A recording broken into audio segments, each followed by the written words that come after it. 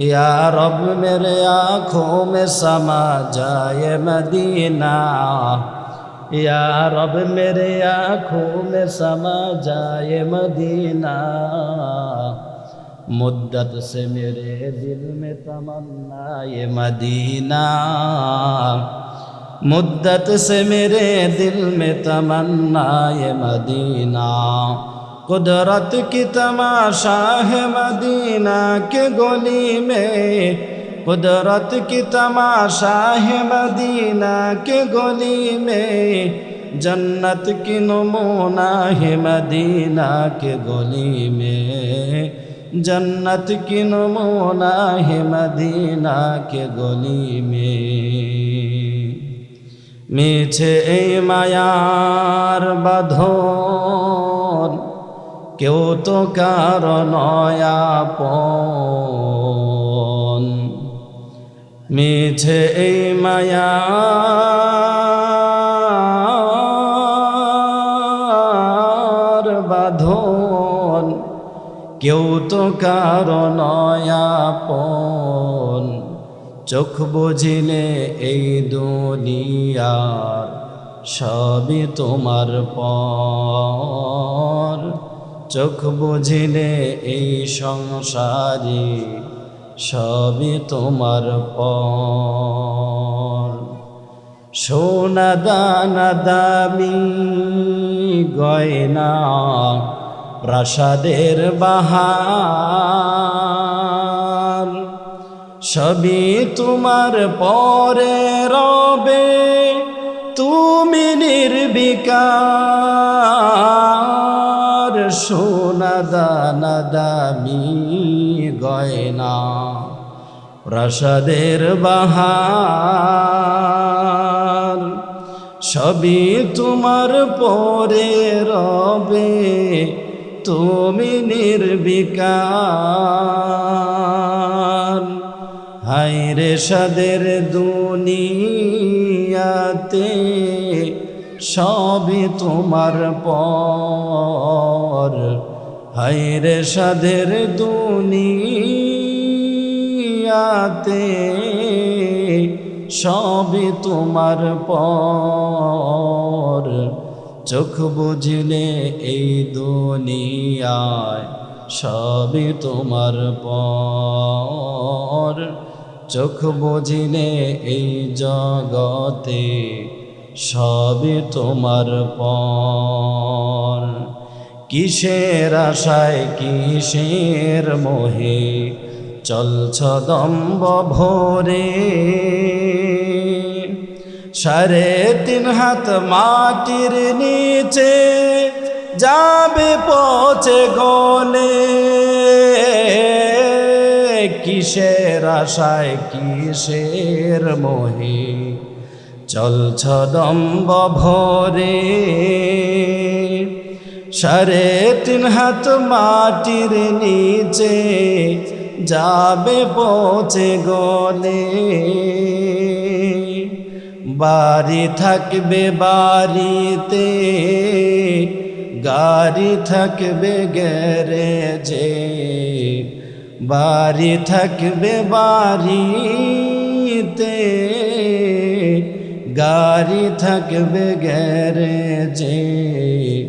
চোখ বুঝিলে এই দুনিয়ার সবই তোমার পর, চোখ বুঝিলে এই সংসারে সবই তোমার পর।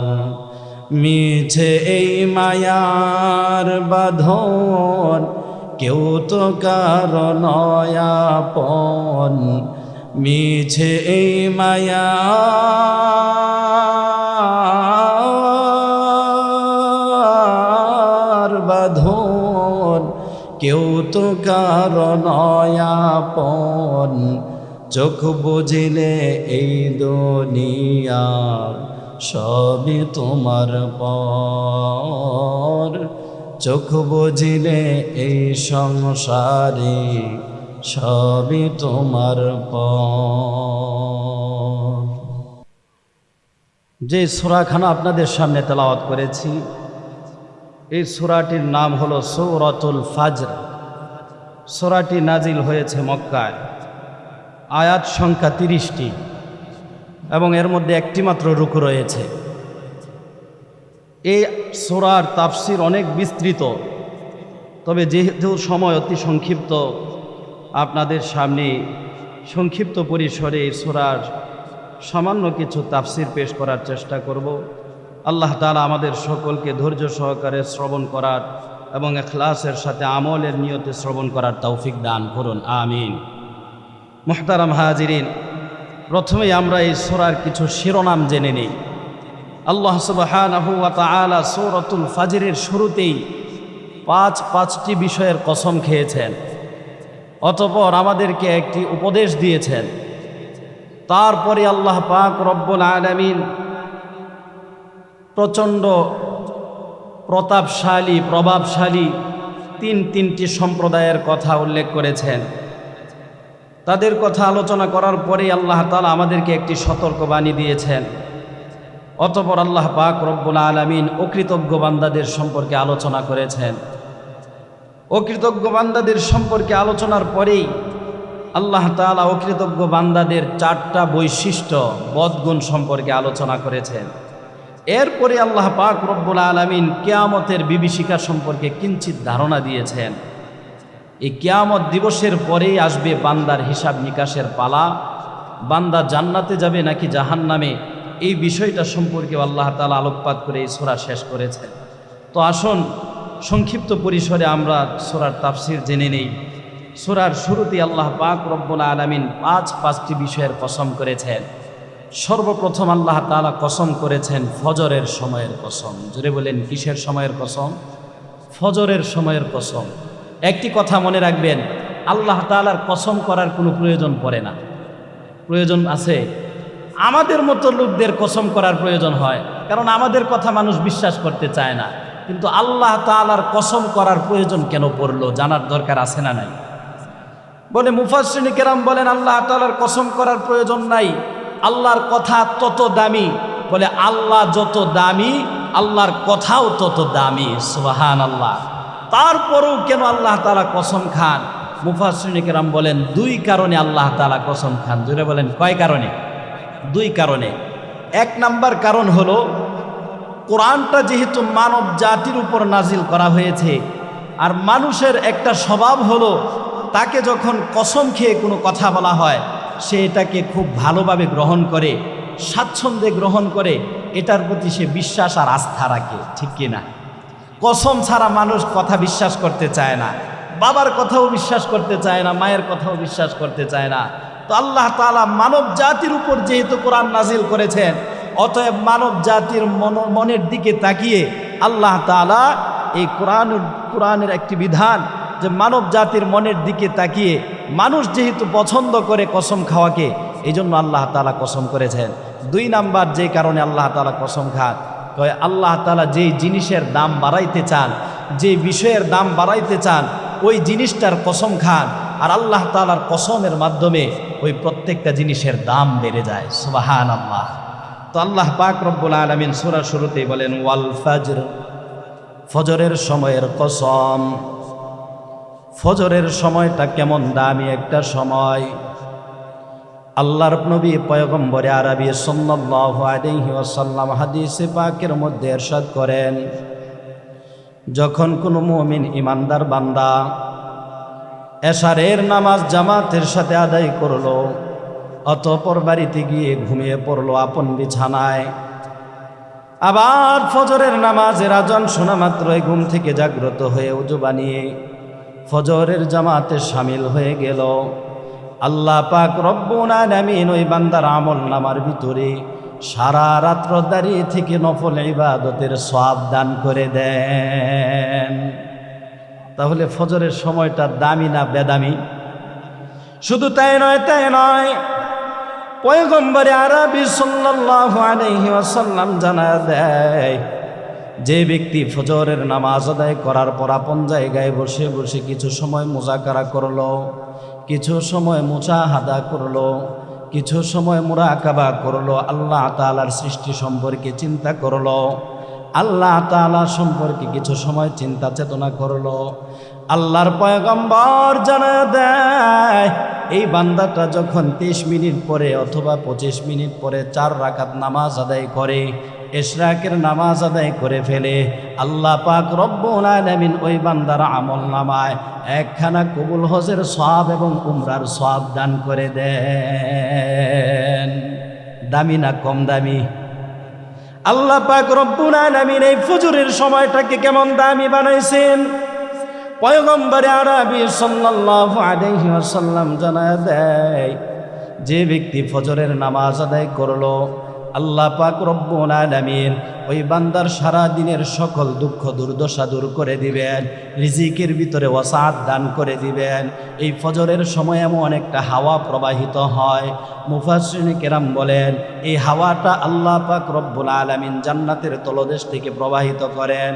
ডাক্তার সায়েন্স প্রমাণ করে এই পৃথিবীতে যারা সুবহে সাদিকের সময় উঠে সকাল সকাল ঘুম থেকে জাগ্রত হয়ে যায়, আর ওই সুবহে সাদিকের সময় প্রবাহিত হাওয়াটা যাদের শরীরের মধ্যে লেগে যায়, দুনিয়াবি হাজারো রোগ বালা মুসিবত থেকে তারা মুক্তি পেয়ে যায়।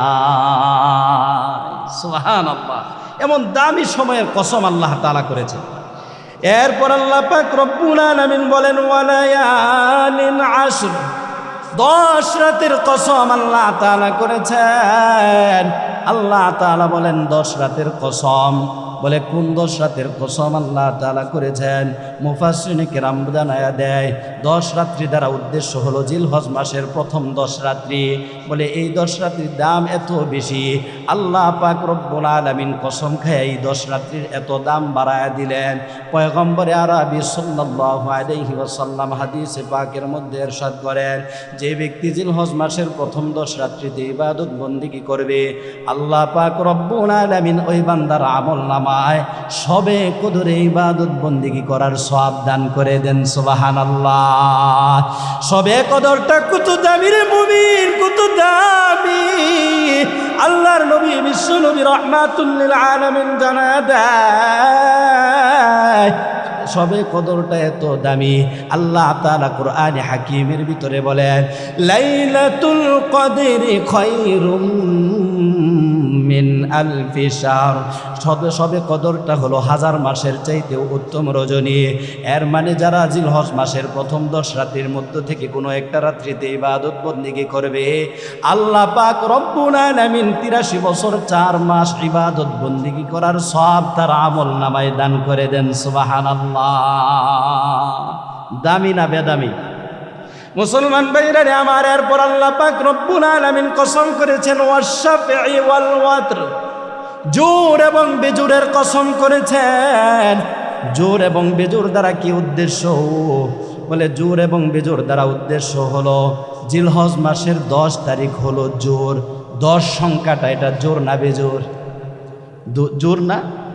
আল্লাহ পাক রব্বুল আলামিন জোর সংখ্যার কসম করেছেন। বলে জোর সংখ্যাটা হলো 10 তারিখ।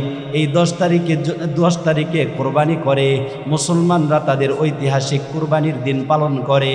কোরবানির কত দাম! হাদিসে পাকের মধ্যে পয়গম্বর ইরশাদ করেন, যে ব্যক্তি আল্লাহকে রাজি আর খুশি করার জন্য কোরবানি করে, যে পশুখানা কোরবানি করে, আল্লাহ তাআলার দরবারে যদি কোরবানি খানা কবুল হয়ে যায়, ওই কোরবানির পশুর ভিতরে যত পশম থাকে, পশম সম পরিমাণ সওয়াব বান্দার আমল নামায় দান করা হয়। সুবহানাল্লাহ। বেজোর দ্বারা উদ্দেশ্য হলো আরাফার দিন 9 তারিখ। এই পৃথিবীতে আল্লাহ পাক রব্বুল আলামিন মাস দিয়েছেন, বছর দিয়েছেন, দিন দিয়েছেন, সপ্তাহ দিয়েছেন।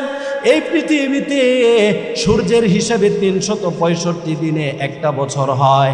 মুফাসসিরিন কেরাম বলেন 365 দিনের মধ্যে সবচাইতে দামি দিনের নাম হলো আরাফার দিন। আল্লাহ পাক রব্বুল আলামিন এই পৃথিবীবাসীর প্রতি আরাফার দিনে এত বেশি রহমত নাজিল করেন।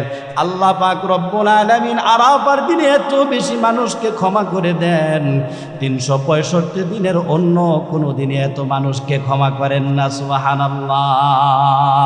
শুধু তাই নয়, পয়গম্বর জানায় দেয়, যে ব্যক্তি আরাফার দিনে রোজা রাখবে, সিয়ামু ইয়াউমি আরাফা, আহতাসিবু আলাল্লাহ আন ইউকাফিরাস সানাতাল্লাতী ক্বাবলা। আল্লাহর পয়গম্বর জানায়া দেয়, যে ব্যক্তি আরাফার দিনে রোজা রাখবে, আমি আল্লাহ তাআলার কাছে আশাবাদ ব্যক্ত করি, আল্লাহ তাআলা ওই বান্দার বিগত দিনের সব গুনাহগুলি মাফ করে দিবেন। সুবহানাল্লাহ। দাম কম না বেশি? এরপর আল্লাহ পাক রব্বুল আলামিন বলেন, ওয়াল্লাইলি ইযা ইয়াসর, শপথ রাতের যখন তা গত হয়ে যায়। এই যে রাত দিনের পরিবর্তন হইতেছে, এই যে রাত দিনের, রাতের পরে দিন আসে, দিনের পরে রাত আসে, এই রাত দিনের পরিবর্তন কে ঘটায়?